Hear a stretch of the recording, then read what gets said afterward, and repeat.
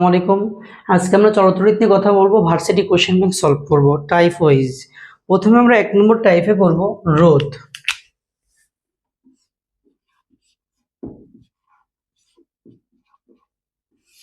দেখো ভাইয়া, একটা তারের মধ্যে তড়িৎ প্রবাহের যে বাধা পাই সেটাই রোধ। রোধ আমাদের কয়েকটা বিষয়ের উপর নির্ভর করে।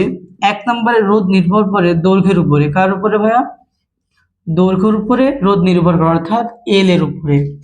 2 নম্বরে আমাদের রোধ নির্ভর করে প্রস্থচ্ছেদের ক্ষেত্রফলের উপরে, অর্থাৎ ক্ষেত্রফল এর উপরে নির্ভর করে। 3 নম্বরে আমাদের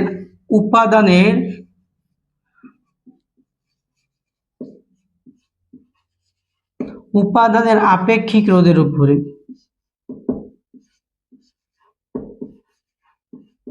এটা হচ্ছে আমাদের রো দ্বারা প্রকাশ করা হয়। আর 4 নম্বর, রোধ নির্ভর করে তাপমাত্রার উপরে, টি এর উপরে। এই 4টা বিষয়ের উপর আমাদের রোধ নির্ভর করে। এটা এমসিকিউ এর জন্য মনে রাখতে হবে। এবার আমরা ম্যাথমেটিক্যাল টার্মে যাব।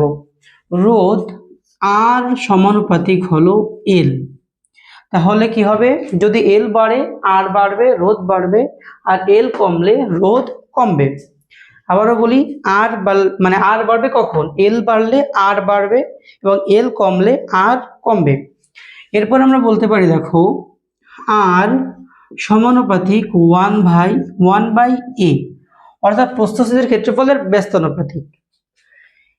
এবং আমরা এই এ কে রিপ্লেস করে বলতে পারি, যেহেতু আমরা জানি a = পাই আর স্কোয়ার, তাহলে এ সমানুপাতিক যেহেতু আর স্কোয়ার হয়, তাহলে বলতে পারি রোধের আর সমানুপাতিক 1/r²। এই 3টা জিনিস মনে রাখতে হবে, যে কে বাড়লে কে কমে, কে কমলে কে বাড়ে।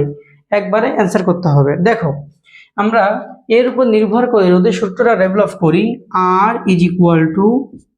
ρ × L/A, অর্থাৎ এখান থেকে বলতে পারবা আর ρ × L/π/r²। এই দুটো সূত্র তোমরা নোট করে নাও। এখন আমরা দেখো ম্যাথ করব। ম্যাথে বলা হয়েছে, 1 নম্বর ম্যাথটা একটু পড়তে থাকো। দেখো কি বলা হয়েছে। 1 নম্বর ম্যাথে বলা হয়েছে যে দুটি তারের দৈর্ঘ্য ও উপাদানের আপেক্ষিক রোধ সমান এবং ব্যাসার্ধ অনুপাত 2:1 হলে তার দুটি রোধের অনুপাত বের করতে বলেছে। তার মানে ভাই, এখন যেহেতু ভার্সিটি অ্যাডমিশন দিবা, সুতরাং একটু ফাস্ট হতে হবে। কিভাবে করব আমরা? যে দৈর্ঘ্য ও উপাদানের আপেক্ষিক রোধ সমান, সুতরাং আমরা এল এবং এই রো কে ক্যান্সেল করে দিব। এটা নাই আমাদের সূত্রে, এটা নাই। তাহলে কে থাকলো আমাদের? এ। মানে কি? আমাদের πr²। আমাদের যেহেতু এখানে ব্যাসার্ধের অনুপাত দেওয়া, সুতরাং আমাদের এর জায়গায় πr² কে কাউন্ট করতে হবে। অর্থাৎ আমরা এখান থেকে পেলাম যে আর সমানুপাতিক 1/r²। তাহলে এখান থেকে আমরা একটা সূত্র ডেভেলপ করতে পারবো, কি? যে রোধ হলো ব্যাসার্ধের বর্গের ব্যস্তানুপাতিক। রোধ হলো ব্যাসার্ধের বর্গের ব্যস্তানুপাতিক। তার মানে যদি আমাদের এটা বাড়ে এটা কমবে, আর এটা কমলে এটা বাড়বে। এখান থেকে সূত্র ডেভেলপ করে ফেলবা। যদি কেউ তাড়াতাড়ি করতে পারো এখান থেকে, সে তো পারলেই, না পারলে এভাবে করবা। যেহেতু ব্যস্তানুপাতিক, তাহলে আর এখান থেকে গুণ হয়ে গেলে r² সমান সমান কে, অর্থাৎ লেখা যায় যে r1/r2 = r2/r1 তার হোল স্কয়ার। এখন আমাদের বলেছে রোধের অনুপাত নির্ণয় করো, না r1/r2 নির্ণয় করো। এবং আমাদের দেওয়া আছে ছোট হাতের r1 = r2 = 2:1 এমন দেওয়া আছে। তাহলে আমরা এখান থেকে কি পাই? আমরা পাই হলো r1 r2 = 2:1। তার মানে r1/r2 = 2 পাইছি। তাহলে আমরা কি বলতে পারি? r2/r1, r2 যদি উল্টে যায় তাহলে এখানে 2ও উল্টে যাবে, 2ও উল্টে যাবে। তাহলে কি হবে? 1/2 হবে। তাহলে এখানে আমরা বসাই 1/2 তার স্কয়ার। অর্থাৎ R1/R2, এখান থেকে পাই 1/4। তার মানে আমরা বলতে পারি R1:R2 = 1:4। এবার খেয়াল করে অ্যান্সারের মধ্যে একটা মিল পাও কিনা। আমাদের এখানে R1 আর R2 এর অনুপাত ছিল 1:2:1 ছিল। অ্যান্সার আসলে দেখো এই 1টা রিভার্স করে ফেলছে। তারপর আমরা এখানেই জানি যে বর্গের ব্যস্তানুপাতিক হয়, অর্থাৎ এখানে 2 ছিল, এই 2টা স্কোয়ার হয়ে এভাবে 1:4 হয়ে গেছে অ্যান্সারে। দেখো এটা মাথায় রাখতে হবে। যদি বলতো ব্যাসার্ধের অনুপাত 3:1, 3:1 কার অনুপাত? ব্যাসার্ধের অনুপাত, তাহলে তুমি অ্যান্সার করতে 1:9। বোঝা গেছে? তাহলে রোধের অনুপাত কত হবে? 1:9 হবে। যদি বলতো ব্যাসার্ধের অনুপাত 2:3, তোমরা অ্যান্সার করবে তাহলে রোধের অনুপাত কত হবে? অর্থাৎ R1:R2 = 9:4। আশা করি বোঝা গেছে শর্টকাটটা। তাহলে এভাবে, তাহলে এবার যদি আমাদের ব্যাসার্ধ না বলে এখানে বলতো, এটা বলতো দৈর্ঘ্য এত অনুপাত, মানে প্রশ্নটা এমন হবে যে আপেক্ষিক উপাদানের রোধ এবং ব্যাসার্ধ সেম অথবা ক্ষেত্রফল সেম, তবে তোমাকে দেওয়া আছে L1:L2 = 2:3, এটা দেওয়া আছে। এবার বলেছে রোধের অনুপাত কত, তাহলে অ্যান্সার হবে 2:3 অ্যান্সার হবে, যা আছে তাই। কেন? দেখো এই যে L সমানুপাতিক R, অর্থাৎ Rও যা Lও তাই। তাহলে R এর অনুপাত যদি L এর অনুপাত যদি হয় 2:3, R এর অনুপাত 2:3 হবে। আশা করি বোঝা গেছে। এখন আমরা রোধ নিয়ে আরো 5টা ম্যাথ সমাধান করব। ভাই দেখো বলেছে একই উপাদানের তৈরি, উপাদান একই মানে আমাদের কি একই? আপেক্ষিক রোধ একই। এরপরে বলেছে এ ও বি তাদের দৈর্ঘ্যের অনুপাত, মানে দুটো তার, একটা হলো এ একটা হলো বি, তাদের দৈর্ঘ্যের অনুপাত হলো 2:1, অর্থাৎ আমরা বলতে পারি L1:L2 = 2:1। এরপরে বলেছে ব্যাসার্ধের অনুপাত 4:1 হলে, অর্থাৎ R1:R2 = 4:1, 1 নম্বর ম্যাথ সমাধান করতেছি, হলে তাদের রোধের অনুপাত কত? অর্থাৎ প্রশ্ন করেছে R1:R2 = what, এটা চেয়েছে।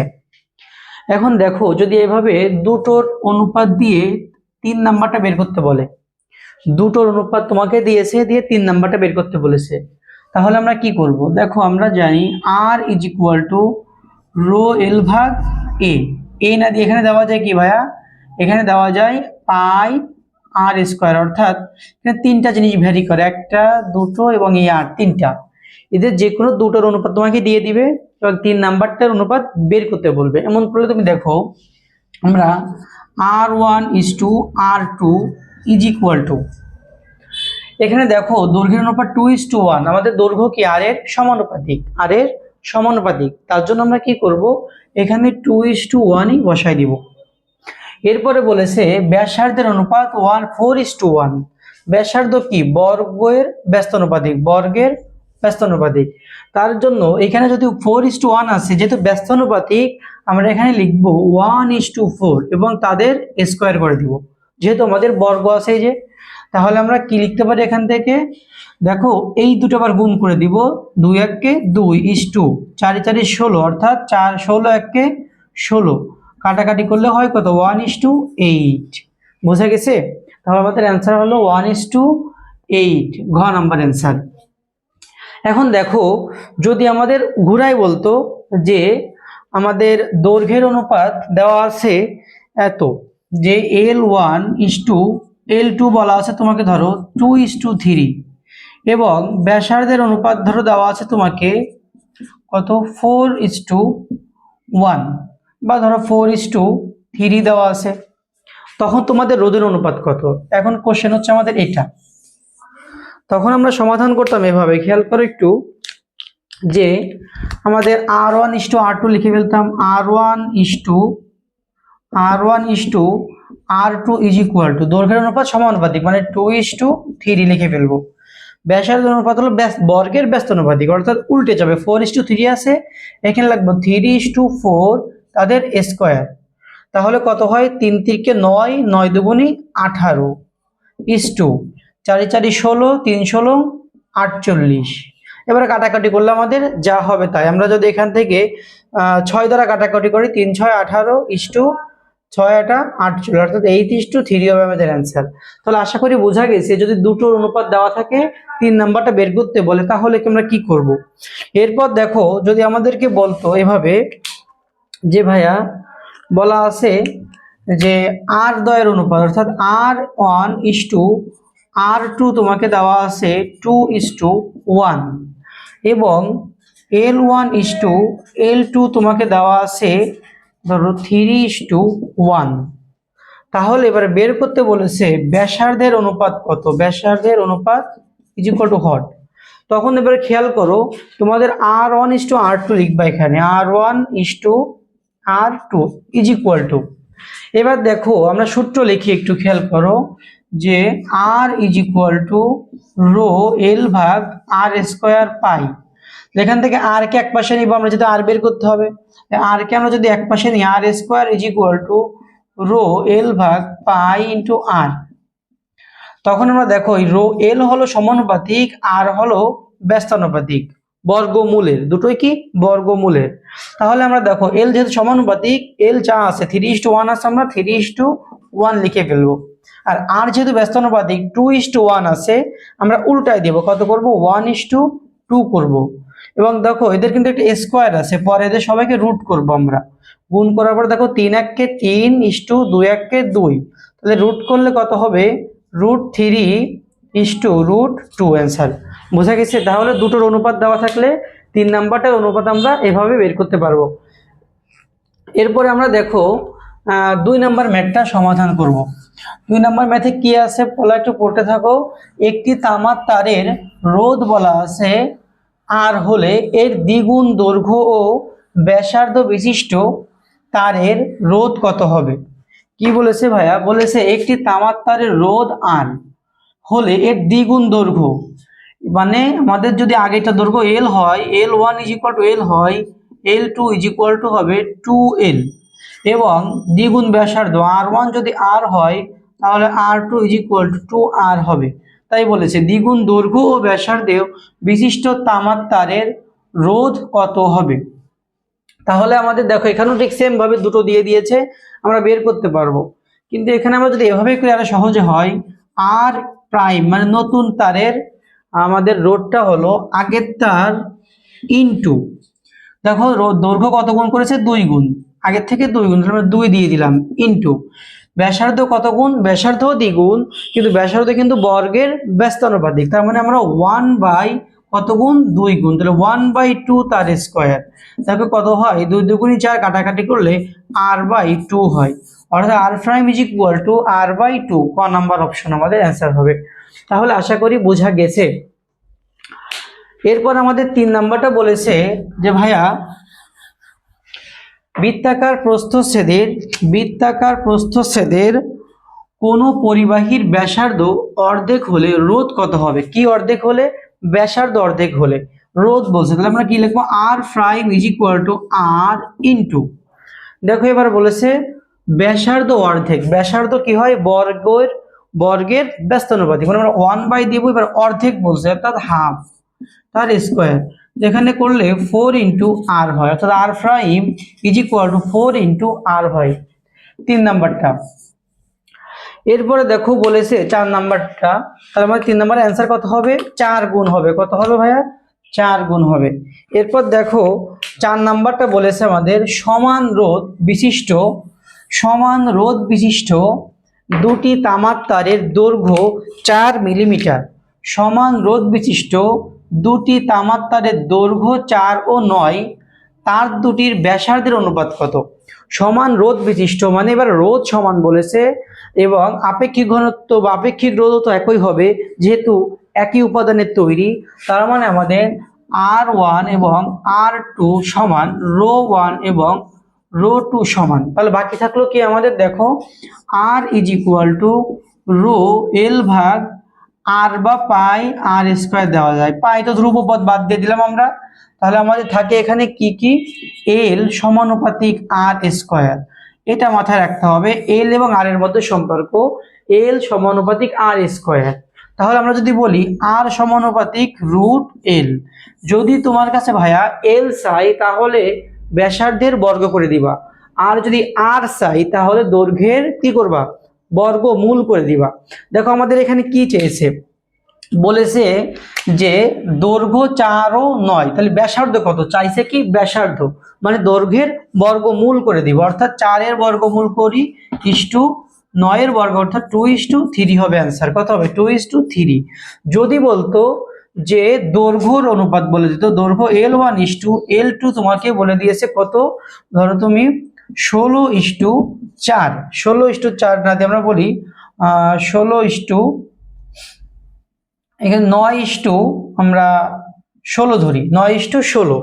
তাহলে এবার বলেছে ব্যাসার্ধের অনুপাত কত, অর্থাৎ কি করতে হবে এর বর্গমূল করবো, অর্থাৎ 3:4। যদি একই প্রশ্ন ঘুরাই করতো তোমাকে যে এখানে এল না দিয়ে, এখানে কি এলটা না দিয়ে যদি বলতো যে R1:R2 ইজ ইকুয়াল টু 9:16, কত 9:16, তখন তোমার অ্যান্সার কত হতো। এবার বলছে এল এর অনুপাত কত, এটা বের করছি আমরা R:R2, এবার বের করতে হবে L1:L2। তাহলে আমি বলেছিলাম এল যদি বের করতে বলে আর এর স্কোয়ার করে দিব, অর্থাৎ 9 নং 81 16 কত হয় 256। আশা করি বুঝতে পেরেছো।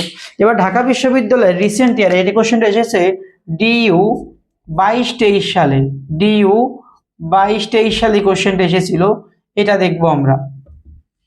দেখো কি বলেছে, 9টি বেলনাকৃতির তার যাদের প্রতিটির ব্যাস ডি, যাদের প্রতিটির ব্যাস হলো ডি এবং দৈর্ঘ্য হলো এল, একত্রে শ্রেণী সজ্জায় সংযুক্ত আছে।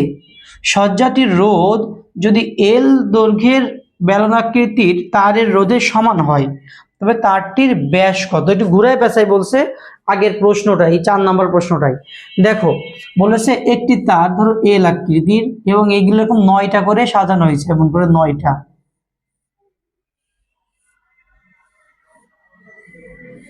1 2 3 4 5 6 7 ধরো 8 9, এভাবে 9টা সাজানো হয়েছে। তাহলে আমাদের দৈর্ঘ্য হয়ে গেছে কতটা, না গেছিল এল, L1 হয়েছে এল এবং L2 কত হয়েছে ভাই 9L হয়েছে। কিন্তু দেখো এদের ব্যাস কি পরিবর্তন হয়েছে, হ্যাঁ ব্যাসেরও পরিবর্তন হয়েছে। কি দেখো রোধটা সমান হয়েছে আমাদের, এবারে বলেছে তবে তারটির ব্যাস কত হয়েছে, মানে 9 গুণ বাড়াই ফেলছে, 10-এ 9 গুণ বাড়াইছে। তখন আমি বলেছিলাম কি ভাইয়া, যদি দৈর্ঘ্য দেওয়া থাকে ব্যাস বা ব্যাসার্ধ বের করতে বলে তাহলে এদের রুট করে দিব, অর্থাৎ কত হবে, এই যে 1:9 আছে তো আমাদের, তাহলে রুট করলে 1:3 হয়, অর্থাৎ আমাদের নতুন ডি হবে D/3, অ্যান্সার হচ্ছে D/3। আশা করি এই টপিক থেকে আর কোনো সমস্যা থাকলো না এবং এর বাইরে কোনো কোশ্চেন আসবেও না। 2 নাম্বার ম্যাথটা সমাধান করব। 9 ওহম রোধের একটি তামার তারকে আয়তন অপরিবর্তিত রেখে টেনে, এই কথাটা খেয়াল করো, টেনে 3 গুণ করা হলো। এই অবস্থায় তারটির রোধ কত, মানে তোমার কাছে একটা তার ছিল, কি ছিল, একটা তার ছিল, ধরো এর দৈর্ঘ্য এল এবং প্রস্থের ক্ষেত্রফল এ, তখন এর আর ছিল 9 ওহম এবং এই লোকরে টাইনে লম্বা করছে। তাহলে কি করলো, এই যে লম্বা করে ফেললো, যদিও এটা 3 গুণ দেখাচ্ছে না, ধরে নাও 3 গুণ, এটা কয় গুণ টানছে, তাহলে 3 গুণ, একই তার মতো এটা সুইংগাম চাবাচ্ছ, সুইংগামটা টান দিলে এমনি করে, তাহলে কি হবে, ওটা চিকুন হবে আর লম্বা হবে, চিকুন হবে আর লম্বা হবে। তাহলে আমাদের এটা সরু হয়ে গেল, সরু হয়ে লম্বা হয়ে গেল। তবে দৈর্ঘ্য আমাদের এবার হলো 3L, 3 গুণ হয়ে গেল, দৈর্ঘ্য 3L হয়ে গেল। তাহলে যে চিকুন হলো না, এটা কত গুণ হবে, এটা এবার প্রস্থচ্ছেদের ক্ষেত্রফলটা আগে ছিল a, এবার হয়ে যাবে কত a/3। এখানে তোমরা শর্টকাট মনে রাখবা, যদি 10-এ করা হয় লম্বা, তাহলে অ্যান্সার হবে r' মানে নতুন r is equal two n² into r1 বা আগের r, এটা মনে রাখবা 10-এ লম্বা করা হলে। তাহলে অ্যান্সার কত হবে r prime is equal two 3 গুণ মানে 3 এর স্কোয়ার 9 হয়, আর আগে ছিল আমাদের 9, তারপরে 9 9 81। তাহলে আশা করি বোঝা গেছে, যদি বলে আয়তন অপরিবর্তিত রেখে অথবা টেনে লম্বা করা হলো, তাহলে অ্যান্সার হবে r prime is equal to n square into r 1। আশা করি বোঝা গেছে। যদি এভাবে যে কোনো অঙ্ক তোমাকে দেয় তুমি পারবা। টেনে লম্বা করে বললে, টেনে বললে এন স্কোয়ার করবা। আর যদি বলে যে একটা তার ছিল এল, কি ছিল এল দৈর্ঘ্য, এর সাথে আর একটা তার জোড়া লাগানো হলো, আর একটা তার জোড়া লাগানোর ফলে তার দৈর্ঘ্য হইল 3L। আগে ছিল এটা নিয়ে, এটা ছিল শুধু এল, আর পুরোটা হলো কত 3L হইল, তখন কি এন স্কোয়ার করবা না, তখন just r prime is equal to n into r 1 হবে। এন স্কোয়ার করবা কখন, যখন আয়তন অপরিবর্তিত রেখে টেনে লম্বা করা হয়েছে, আর যখন একটা তারের সাথে আর একটা তার জোড়া লাগানো হলো তখন শুধু এন করবা। আশা করি বোঝা গেছে। এই টপিক থেকে এর বাইরে আর কোনো কোশ্চেন আসবে না।